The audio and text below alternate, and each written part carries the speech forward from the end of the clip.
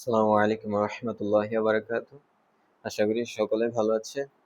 তো আজকে যে বিষয়টি নিয়ে আলোচনা করব সেটা হচ্ছে যে আমরা আমাদের আবেগকে কিভাবে কন্ট্রোল করতে পারি বা আমাদের ইমোশনগুলোকে আমরা কিভাবে কন্ট্রোল করতে পারি। দেখেন যে প্রত্যেকটা মানুষেরই একটা আবেগ আছে, একটা ইমোশন আছে। তো প্রত্যেকটা মানুষ সে তার ইমোশন অনুযায়ী চলে, সে তার আবেগ দিয়ে চিন্তা করার চেষ্টা করে, সে তার ইমোশন দিয়ে চিন্তা করার চেষ্টা করে।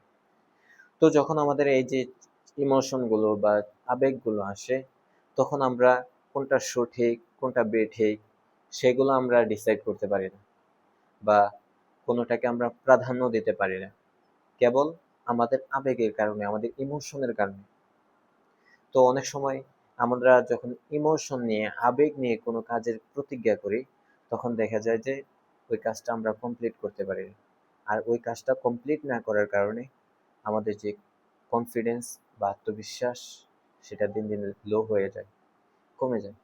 অতএব আবেগের সময় যখন কোনো সিদ্ধান্ত নেবেন, তখন ওই সিদ্ধান্তটা যাতে আপনি পালন করতে পারেন বা ওই সিদ্ধান্তটা যাতে সঠিক হয়, সেজন্য সেটার দিকে পরিপূর্ণ খেয়াল রেখে, গুরুত্ব রেখে তখন আপনি সিদ্ধান্তটা নেবেন।